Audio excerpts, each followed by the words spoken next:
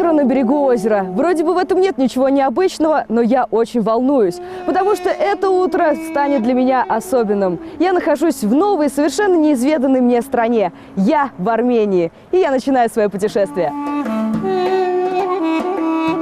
Никогда не угадаешь, куда забросит тебя судьба. И вот ты уже на берегу прекрасного горного озера на высоте почти 2000 метров. Перед тобой ярко-синяя водная гладь, а густые облака застилают вершины гор. Зрелище завораживающее.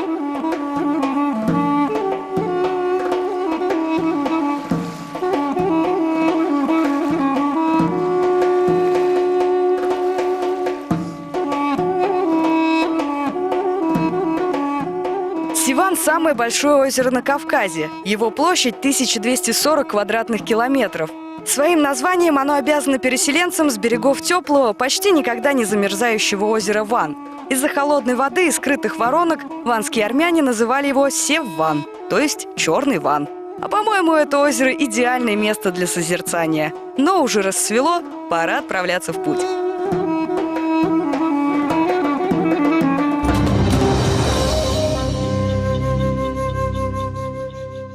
Сегодня в программе по ступеням цивилизации, окаменевшая симфония и вечно живой дудук. Как грациозно войти в источник и открыть дверь в средневековье. Всадница без головы и конь, созданный из ветра. Картины, высекающие искры. Райский сад без Адама, но с яблоком.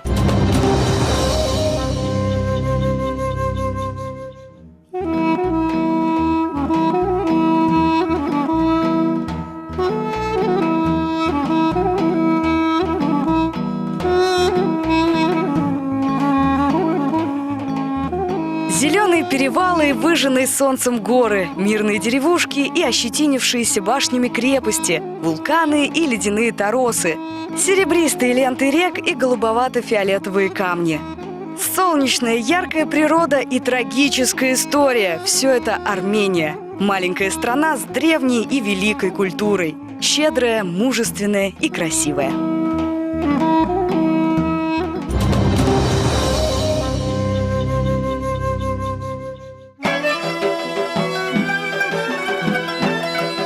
На твердейшем доисторическом Останце среди отвесных скал гордо высится главная античная достопримечательность Армении – храм Гарни, возведенный в первом веке нашей эры. Почти 1500 лет простоял храм могущественного бога солнца, небесного света и справедливости Михра, пока страшное землетрясение 1679 года не превратило его в руины. Спустя 3 столетия Гарни был восстановлен. Сейчас это сооружение находится под охраной ЮНЕСКО. Храм уникален, поскольку это единственный храм на территории Армении, который уцелел после принятия христианства. К тому же этот храм очень уникален, потому что здесь скрещен эллинистический и армянский стиль вместе.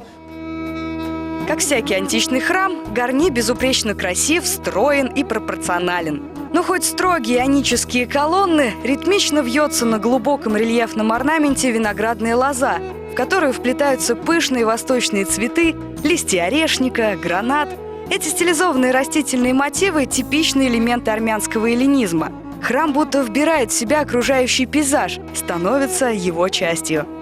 Все детали здесь не случайны. Даже непривычно высокие крутые ступени словно намекают – это дом Бога. Хочешь войти внутрь – поклонись.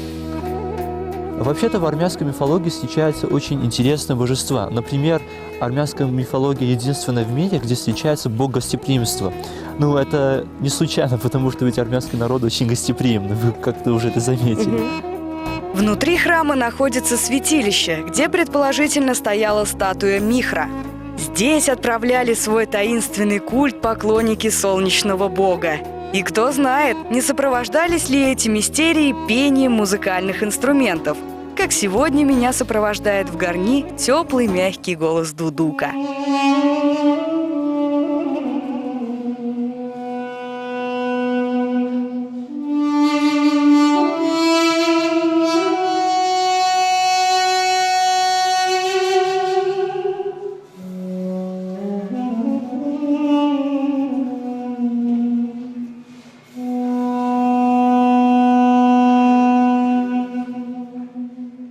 почему же после принятия христианства в 301 году подданные Великой Армении не тронули языческий храм?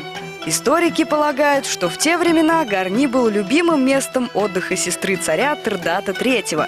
Поэтому храм и оставили в целости и сохранности. Сегодня в Гарни можно увидеть не только восстановленный античный храм, но и развалины дворца, а еще винодельню и баню.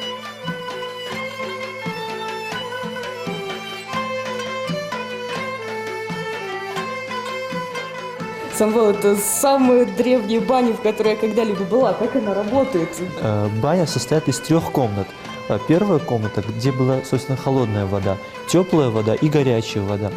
А вон там была раздевалка. И интересно то, что здесь еще в это время, то есть в эти древние время, было уже понятие теплого пола. Вот оттуда, из этого отверстия, бросали дрова и топили туда же печь. Вот видите, вот эти столбики глины, вот они поставили эти плитки глины друг на друга, и у них очень низкая теплопроводность. Вот. Еще понятие баня немножко в это время другое было. Почему? Потому что, например, у царя были гости, и они собирались здесь обсуждать различные темы. Почему именно в бане? Поскольку здесь всегда текала вода, и было шумно очень. И как-то было очень... Секреты. Секреты, да. И прослушивать было очень трудно. Самая примечательная деталь бани – чудесная зелено-сине-голубая мозаика из мелких камешков-самоцветов. В центре изображение океана и моря. Вокруг них нереиды, морские башки, ихтиокентавры, крылатые рыбаки. А прямо над головами этой мифической компании надпись на греческом языке. Ничего не получая, работали.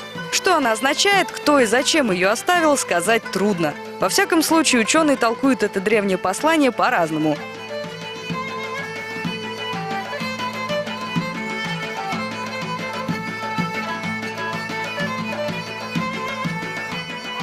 Таких тревожащих ум загадок в Гарни немало. Когда-нибудь я обязательно сюда вернусь и попытаюсь отгадать хотя бы одну из них. А пока мне пора в дорогу.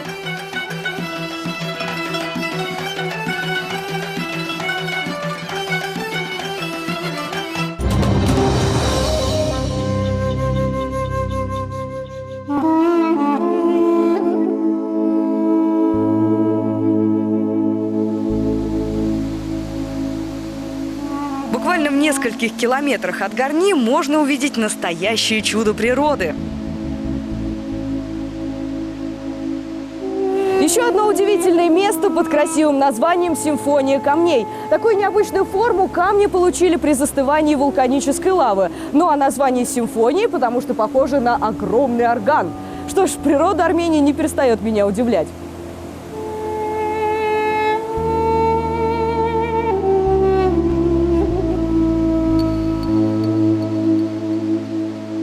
Каменные симфонии – это базальтовые скалы в форме прямых труб, высотой около 100 метров. Особенно много их в ущелье реки Азат, которое внесено в список объектов всемирного наследия ЮНЕСКО. Эти скалы поражают своими очертаниями и масштабами.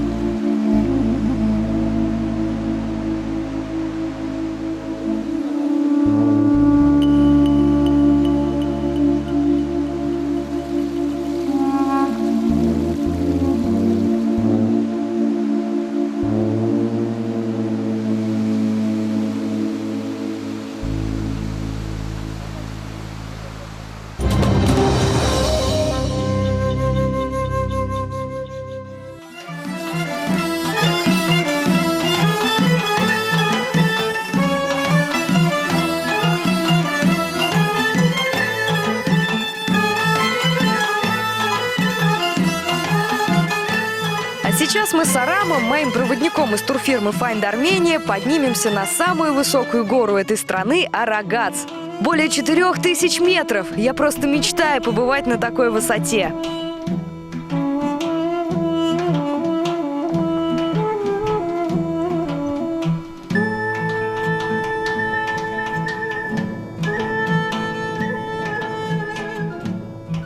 Чем выше мы поднимаемся к вершине горы, тем сложнее становится дышать. За наше короткое путешествие мы увидели 4 времени года. Там, куда мы направляемся, царит настоящая зима. Да перепады температуры здесь совершенно колоссальные. У подножия горы плюс 25 градусов тепла. Там плюс 4. Так что придется утеплиться.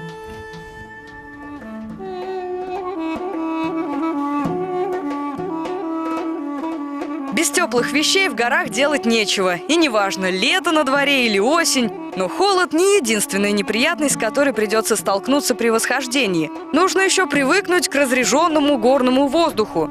Поначалу может кружиться голова. От перепада высот уши закладывает, как в самолете. Впрочем, голова идет кругом не только от кислородного голодания, но и от фантастически красивых горных пейзажей. Со всех сторон тебя окружают облака, и кажется, будто ты идешь по поверхности Марса.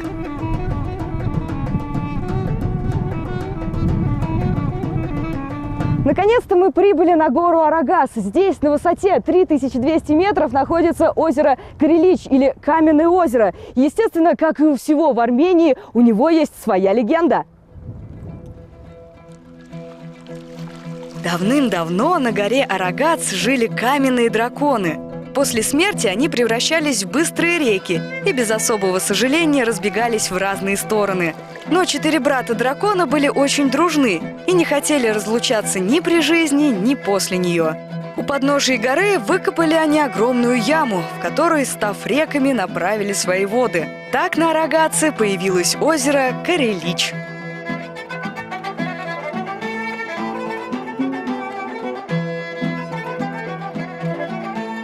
Кстати, на берегу этого озера находится станция по изучению космических лучей Ереванского физического института, которая была основана известными армянскими физиками братьями Алиханян.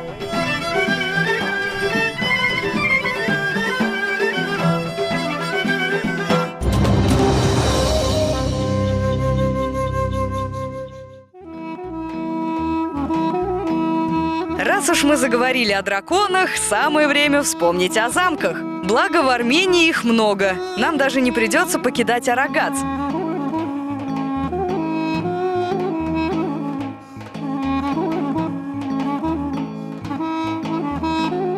На высоте 2200 метров расположилась одна из самых неприступных крепостей Армении – Анбер. Расположилась она так высоко не случайно. Вражеские войска, которые поднимались для того, чтобы ее завоевать, были очень ослаблены, так как кислорода не хватало. Соответственно, разрушить они ее не могли, но, к сожалению, это смогло время. Крепость Амберт была заложена в VII веке. Ее массивные башни, обращенные к вершинам Арагаца, словно бросали вызов врагу. И враг этот вызов принять боялся. Долгое время замок не только казался, но и был неприступным. На протяжении нескольких столетий облачной цитаделью удалось овладеть лишь дважды. В 1070 году это сделали сельджуки, а в 1236 она пала под натиском монголов. Но уже в конце XIII века была отвоевана и восстановлена.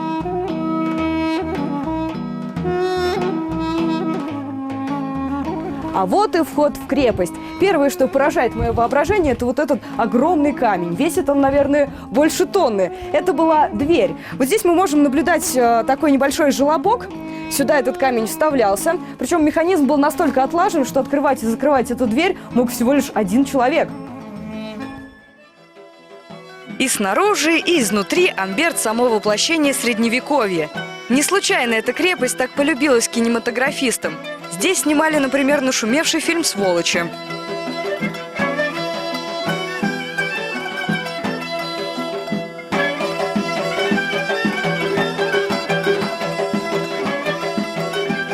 В этой стране радует все. Люди, солнце, горы, дороги. Присытиться ландшафтами Армении просто невозможно. Пейзажи за окном автомобиля меняются каждые 15 минут. Сосновый лес переходит в альпийские луга, зеленые долины в каменистые плато. Осень превращается в зиму, а зима в лето. За каждым поворотом новые краски, цвета, оттенки. На лугах мирно пасутся овцы. Где-то вдали нет-нет да промелькнет всадник. Его конь красив, послушен. Но о лошадях Армении надо сказать особо.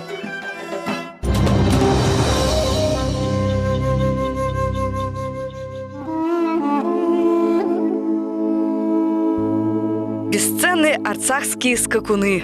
Если верить преданиям, все они потомки коня, созданного Всевышним из южного ветра для заскучавшего в раю Адама. Быстроногие, выносливые, не знающие страха, эти кони считаются представителями одной из самых старых пород горных верховых лошадей.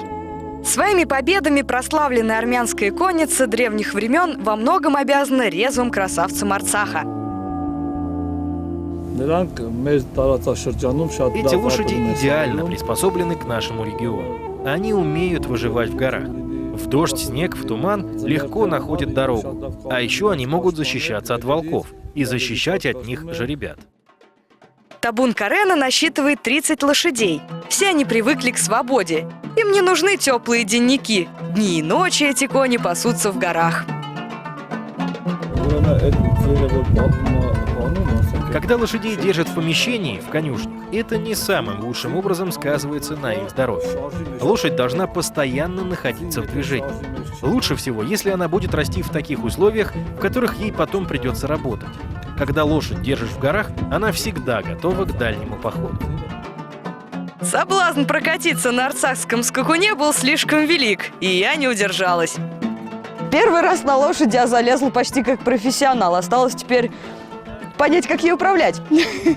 Ну, давайте попробуем. Пошла, пошла. О, она едет. Но моя радость была недолгой. Хотя, по словам Карена, мне дали самую смирную лошадь, она меня игнорировала. Лошадь меня не слушается. Видимо, она не чувствует во мне хозяина. А мне, если честно, просто жалко ее бить больно по бокам, чтобы она пошла.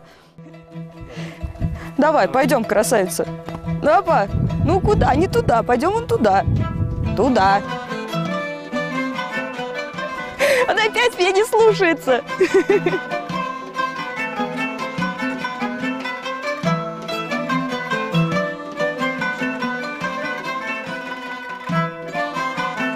Лошадь сегодня меня как-то не очень слушалась. Вот, но я думаю, что я еще сегодня потренируюсь, и, может быть, у меня получится. Ну, не факт.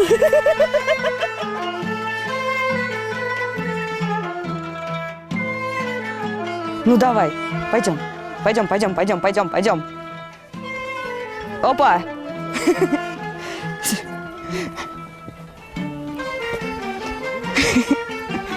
Да, видимо, нужно как-то поувереннее. Пойдем направо. Пойдем. Оп. Она меня послушалась. Давай. Ударь ногами. Оп.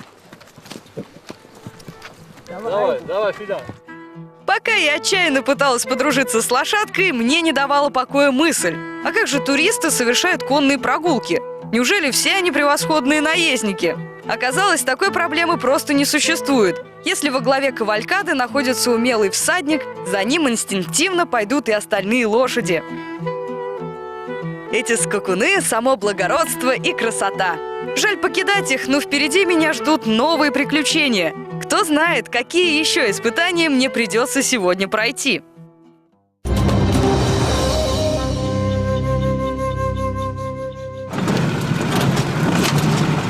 Я понятия не имею, что происходит. Почему мы пересели на отечественный автомобиль и куда пропала дорога? По словам проводников, меня ждет сюрприз. Что ж, надеюсь, это того стоит. Еще 20 минут тряски и странных ощущений в животе, и вот я уже наконец почувствовал твердь под своими ногами. Мы доехали! Сюрприз был действительно приятный. Меня привезли к Джермукскому термальному источнику.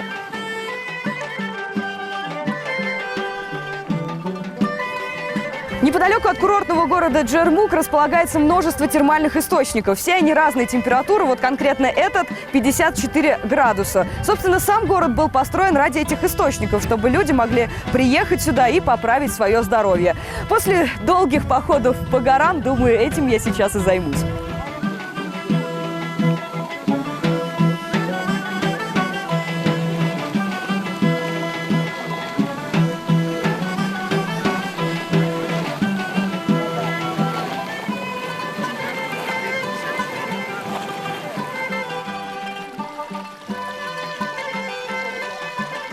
Едва я окунулась в теплую воду, тотчас поняла, ни за что отсюда не вылезу.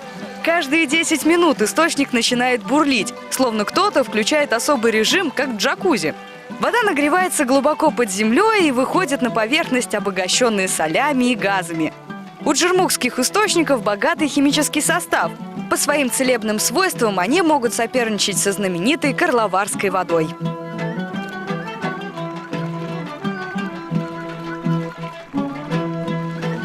Для большего оздоровительного эффекта необходимо не просто купаться в родниках, но и пить минеральную воду. Делать это лучше всего в Джермуке. Целебная вода льется там из каждого питьевого фонтана. Атмосфера в городе особая – южная, курортная, расслабляющая.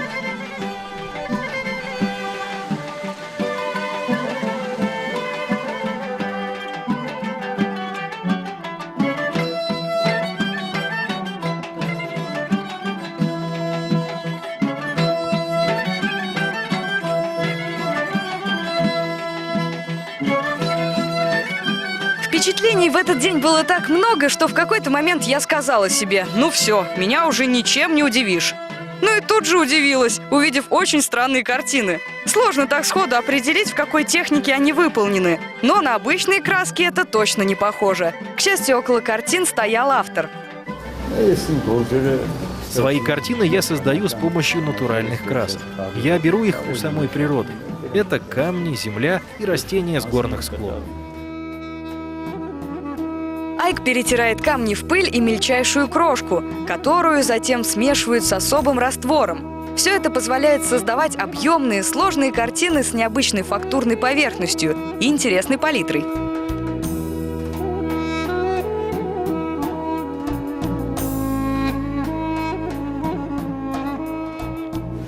Я люблю камни такими, какие они есть. Стараюсь передать их структуру. Больше всего меня вдохновляет природа. Здесь на каждом шагу встречаются чудеса. Просто нужно увидеть и почувствовать их сердцем. После этого можно рисовать. А для меня настоящим чудом стали работы Айка. Поэтому мне чуть не стало плохо, когда художник взял одну из них и начал бить по ней ножом. Полетели искры, а на картине ни царапины. Ничего не произошло, ничего не испорчено.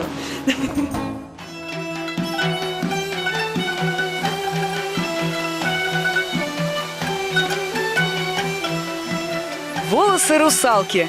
Так называют водопад, расположенный неподалеку от Джермука.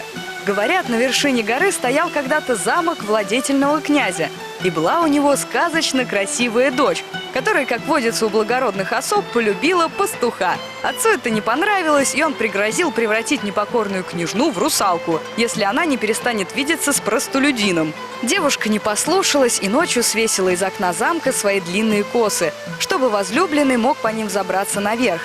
Едва молодой человек прикоснулся к волосам княжны, они превратились в воду, а девушка – в русалку. Вот такая печальная история, а водопад на самом деле прекрасен.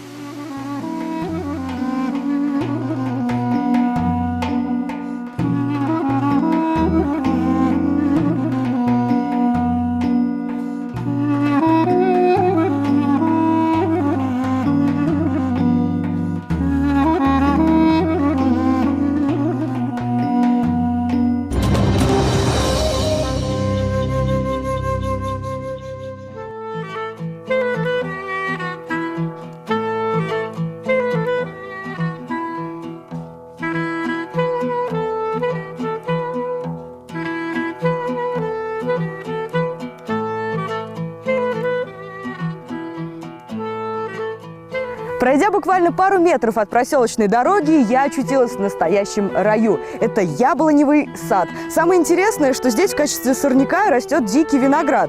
Он очень сочный, очень вкусный, и я думаю, что пора сделать привал.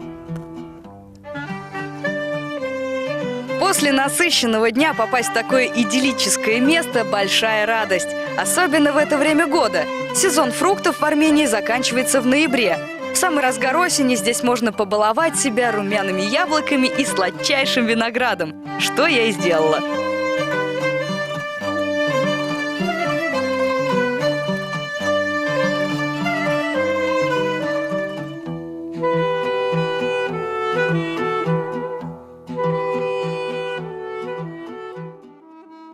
Пожалуй, на сегодня хватит впечатлений. Но мое путешествие по Армении не заканчивается. Еще многое предстоит увидеть и испытать. Но одно я уже знаю наверняка. Я никогда не смогу забыть эти прекрасные горы.